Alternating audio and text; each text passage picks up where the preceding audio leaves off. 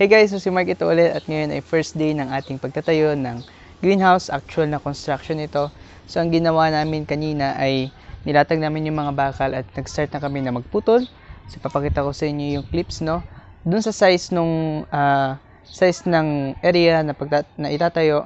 So pinutol na namin yung mga bakal.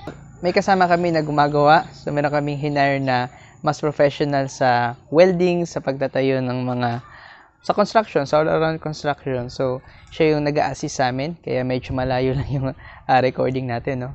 Pagkatapos niya na naputol yung mga bakal, nag-start na siya guys sa gumawa ng frame at yun nga nag-start siya dun sa sahig ng greenhouse, kung ano yung parang pinaka-base, pinaka-foundation ng greenhouse. Nag-break siya ngayon, so ipapakita ko sa inyo kung ano yung progress na nagawa niya. Ayan. Ang ganda, di ba? So, ito yung pinaka-base ng greenhouse. Yan, naglagay lang siya ng cover para hindi siya mabilad. So, pero ipapakita ko sa inyo guys mula sa malayo. Ito yung bakal.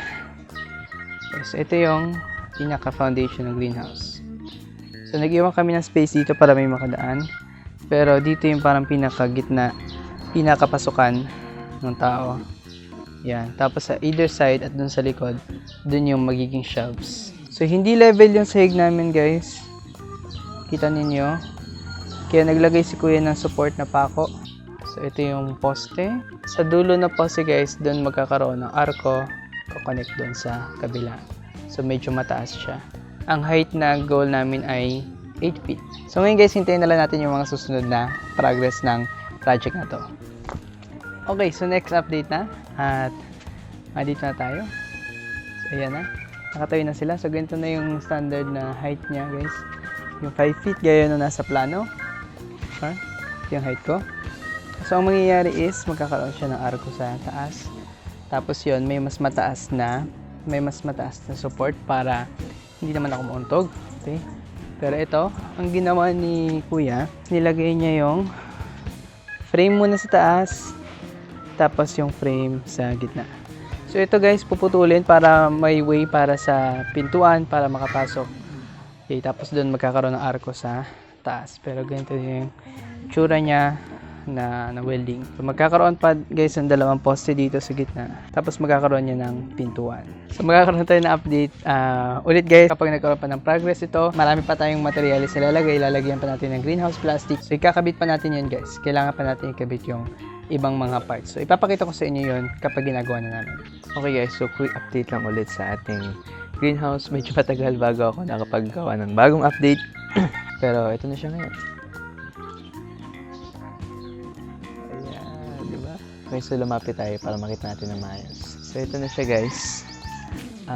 Ito na yung pintuan. Quick tour tayo. Ito na yung pintuan. Ito yung harap. Ito yung magiging harap. Doon yung likod.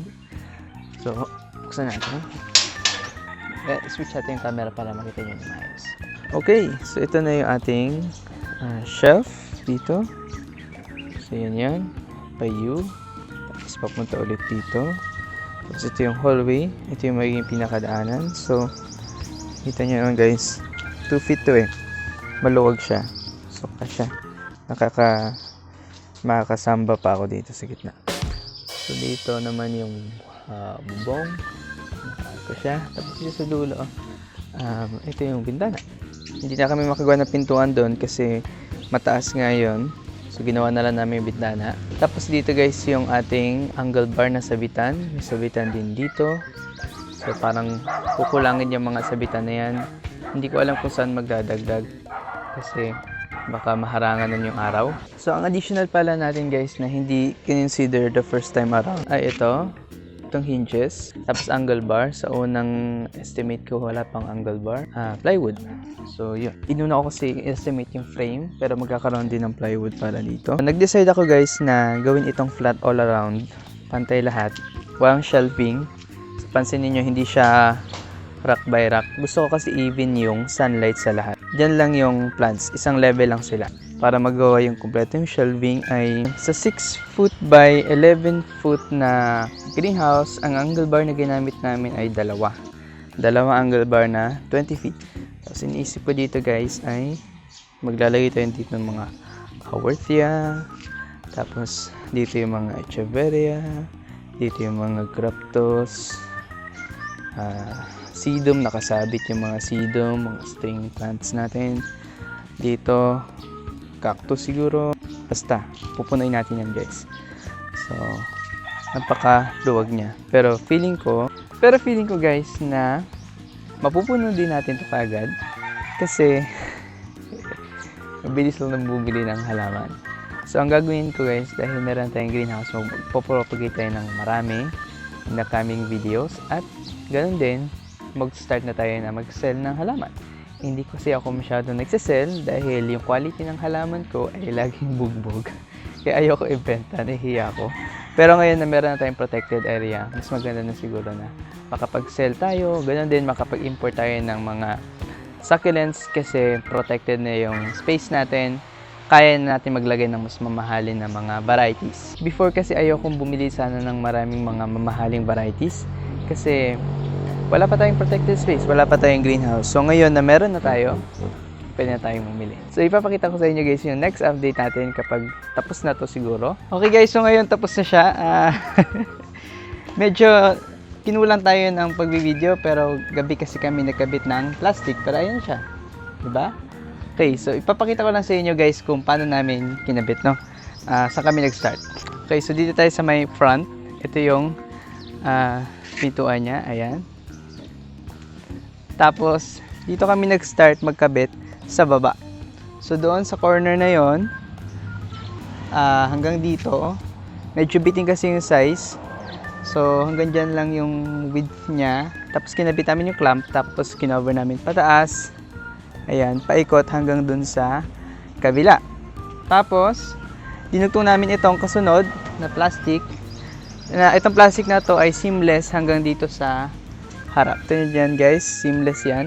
So yung second layer ng plastic, kinover na lang namin dito para wala na kami putol, bawas effort.